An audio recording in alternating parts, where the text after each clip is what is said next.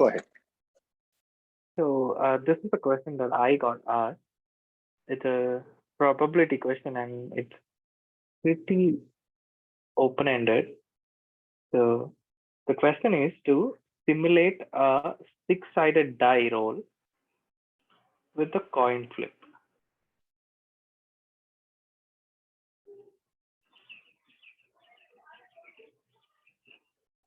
Okay, got it. So the coin is unbiased. Right. You have a coin. You don't have a. I mean, let's say you're playing a game, Snake and Ladder or something, and the die is you've lost the die, but you have to play the game still, and but you have a coin. Now you have to simulate the die using the coin. Yes, got it. So this is what I would do. Let me think aloud. I would flip the coin 64 times.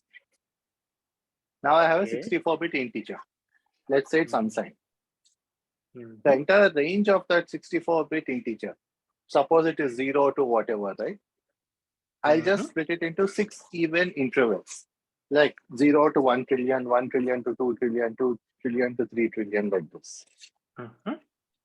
And depending on which interval it falls, I'll pick one of the numbers 1 to 6. So basically, I've built a random number generator using the coin.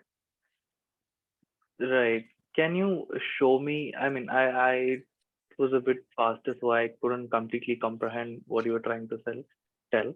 So can you share your screen and like write it down? Okay. Let me just switch to my laptop then. Yeah, sure.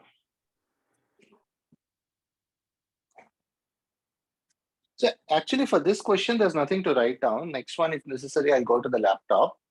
It is just that suppose you have a random number generator that generates values in the 64-bit integer range. So you have a function called generate random in 64. Every time you call that, you get a 64-bit random number, right? Using that, how would you create a die?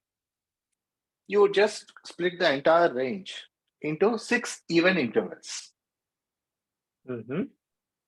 So to take a smaller example, if it is a 16-bit unsigned integer, the range is 0 to 60,000, right? 60,000 something, but let's just assume 60,000 for now. Then 0 to 9999 values will map to a die of 0. Like you got 0, I mean, right, 1 on the dice. Yeah. Okay. And then the next 1,000. So that way, yeah. So that's how I would do it. Right. Got it. Yeah, makes sense. You can use 64-bit, you can use 32-bit, you can use anything. You can, in fact, even use 8-bit. So you don't need to flip it 64 times. You can flip it 8 times. You get 0 to 255. Yeah, you divide that into 6. Yes. So every time I flip a coin, no. I mean, I was talking more about the real world example, right? When let's say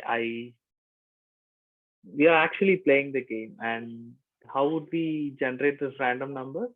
We'll have to use an algorithm, right? I was trying to ask you on like in the real world how you would like you don't have access to write an algorithm or anything. How would you basically? Okay, got it. So this is what I would do. Every time I get so I would take a pen and paper, I would take the coin, I would flip it. So if I get a head, I would write down 1, otherwise I would write down 0. Okay. Then I would flip it again. Then I would write down in the second place. Again, 1 or 0. Okay. Right? I would do it 8 times. 8 times. So now I have a 8-bit integer which is written in binary on my paper. Okay. I know how to convert that to decimal. Right. Then I can calculate the 6 ranges, 256 by 6, whatever that comes to, 128 by 3, which is 43. So I'll calculate the ranges that way. So 0 to 42 is 1, and so forth. And then, yeah, based on this, I'll just, play. This is what I was looking for. Got it.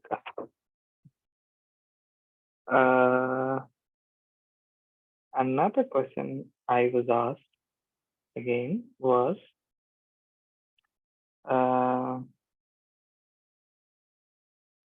so little more detail I can give into this if you are interested. yeah, sure, go ahead. I considered a simpler approach first, which is a die has 6 values, which means you can represent that in 3 bits. Yes. So ideally, you don't need 8 bits, you need 3 bits. Yes.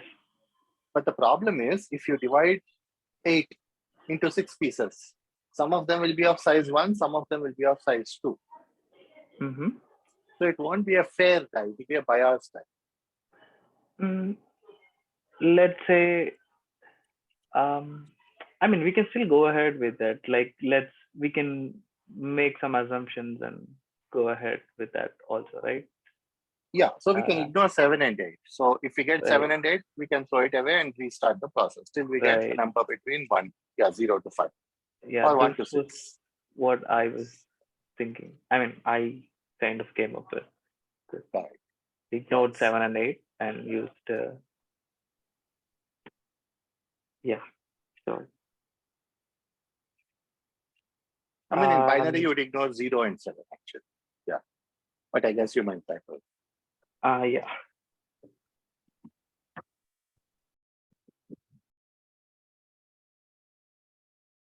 Okay.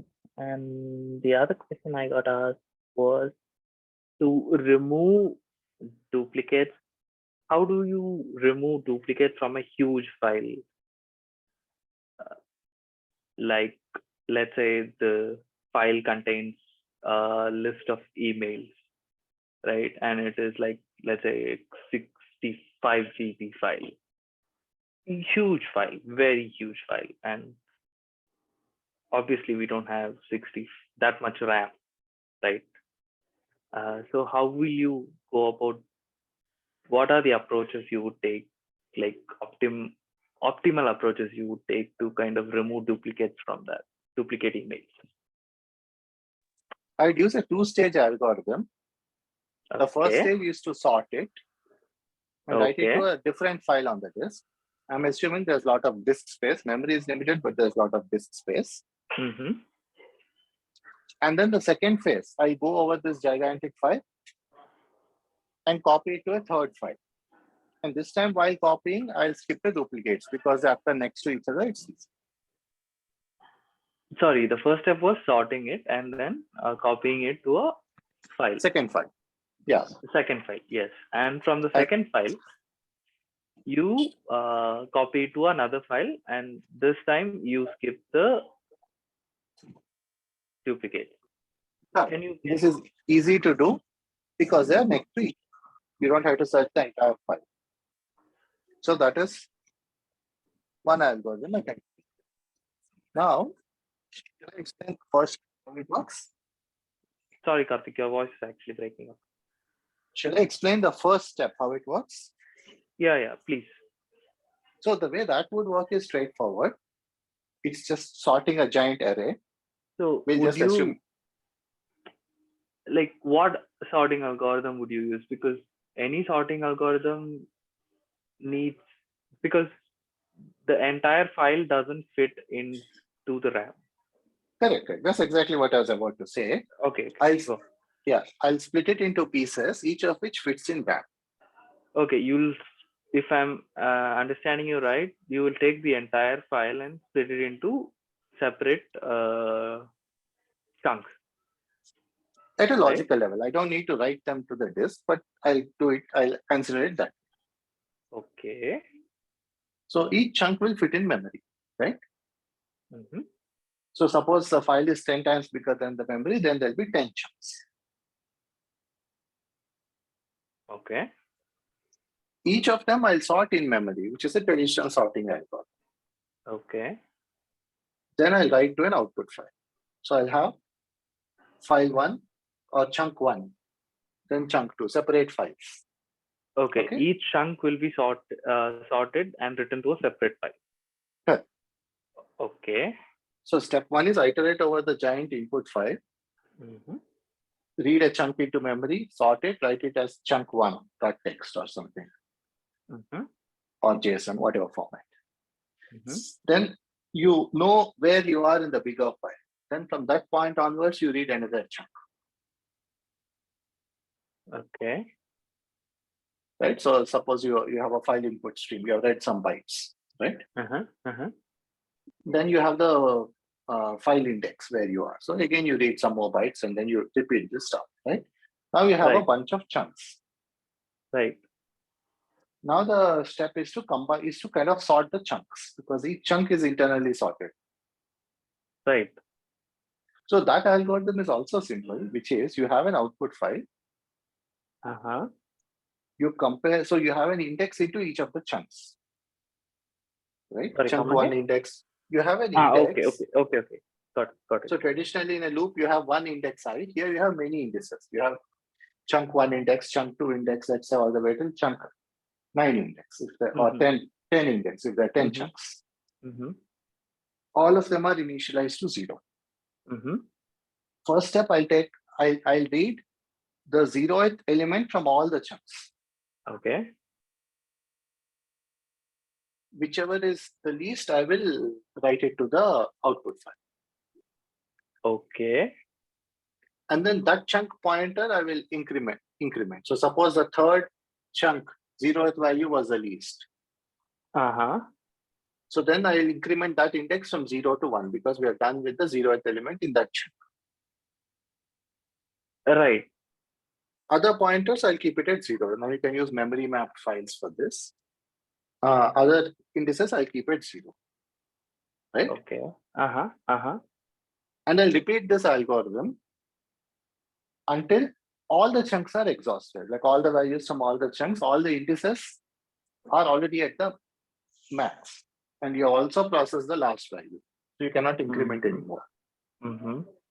Then this algorithm ends. So now you have a single giant sorted file. Right. So now we are doing sorting already twice, right? Yes. Okay, go on. Now, one more optimization I can make is earlier I told you 2 phases, right? First sort, then eliminate duplicates. The second phase, eliminating duplicates, can be combined here because when you write a value to the file, you check if it's the same as the previous value written. If so, you skip it. So let's say I have these 10 chunks. I have indices into all of them, which are 0. And then I read 0. Right? I read all 10 email IDs. Now I compare them. So suppose there are Ramesh, Neha, Kiran, Santosh. I have a bunch of email IDs. But then there's one person named @gmail.com. Let's say this person is in the third chunk. So chunk 3 of 0 is @gmail.com. That will be the lowest. So I'll write @gmail.com to the output file. Then I'll do ++ index 3 because the third chunk value was written. Right. Then I'll have a local variable, last value written, and I'll assign @gmail.com. Next time I run, I pick the next value, which could be aab@gmail.com or something. I'll compare, was it same as aaa? Only if it is different, I'll write it to the output file. Okay. Otherwise, I just throw it away and move on to the next value. So that would be the algorithm. So this algorithm. Go on. Yeah, I was going to try to analyze what I've come up with to see its pros and cons. Should I do that, or were you planning on asking some question? I was wondering. So, what if the duplicates exist in different chunks? Let's say AAB is in chunk 4 and let's say 7. And while comparing it, how would you handle that? No. So among all the chunks, we pick the smallest value and write it to the output file. Then we increment the index. Next time, again, we search for the smallest chunk across all the input files. So it doesn't matter which file it came from. If it is still the same value, whether it is in the same chunk or a different chunk, it would compare as equal to the last value. Yeah, got it. Yeah, makes sense. Yeah, please go ahead. You are going to analyze it. Yeah, one is it's flexible. It can take, I mean, the ratio of memory to disk space is flexible. It can be 10 times, 100 times, any ratio it will work. It will work for any data size also, assuming you have a lot of hard disk space. If not, once you have written out the 10 chunks, you can delete the input file to save space, right? Mm-hmm. So yeah, that is one thing about disk space and memory. Then I mean, this uses only a single CPU. Mm-hmm. Yes, so even if you have multi-cores, it doesn't take advantage. If you have whatever, right? Like you said, tens of gigabytes of data, it will take a long time because it's not using a multi-core system.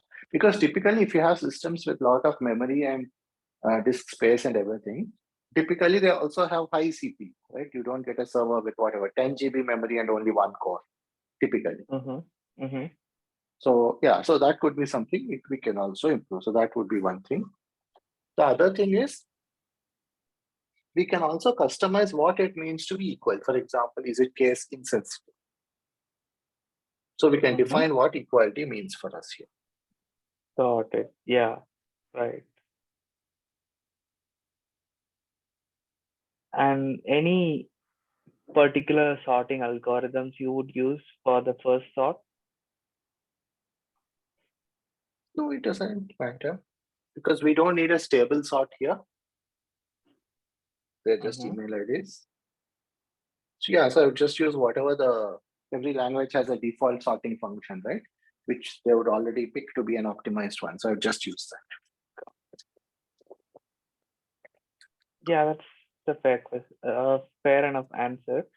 But can we optimize it further? Let me think about what way. We can optimize in terms of disk space. We can optimize it in terms of memory. We can optimize it in terms of execution time. I assume you didn't mean disk space, right? Because we already optimized it by deleting the input file once we break it into chunks. Yes, you're right. So now that leaves two parameters. Memory. Yeah, memory can be optimized by having smaller chunks, right? If you want to reduce memory use. The downside of that is it will take more time. So that way we can adjust the ratio. Yeah, that's a trade-off. Yes. So suppose you have written this to run on an 8 GB machine, and tomorrow you are told you have 32 GB. Then you can make it run faster by taking advantage of the extra memory. Right. That is one thing. Correctness, we are not making any approximations. It's a valid algorithm, so there's nothing there. What else? CPU time.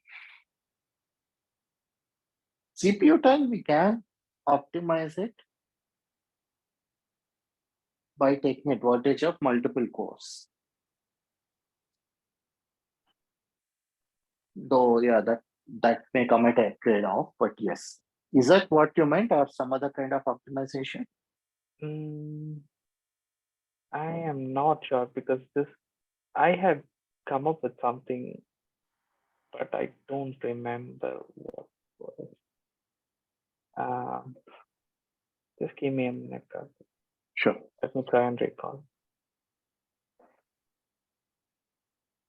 Yeah, I mean, I can give you a distributed system solution if you say you have multiple servers to run it on. No, not that. I wasn't thinking about that.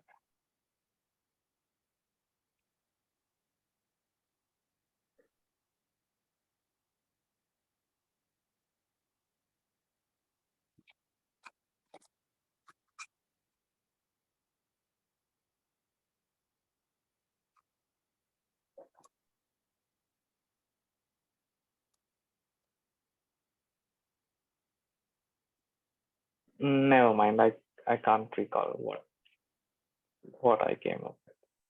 Anyway, Karthik, I have another coding question I recently encountered.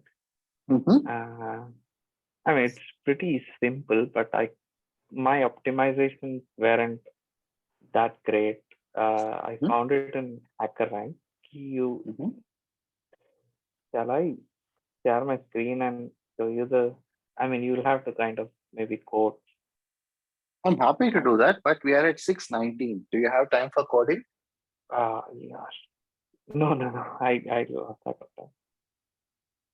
Do you have any other questions to ask me in the next 10 minutes? No, Karthik. Actually, let's end it here because I need to get ready. Cool.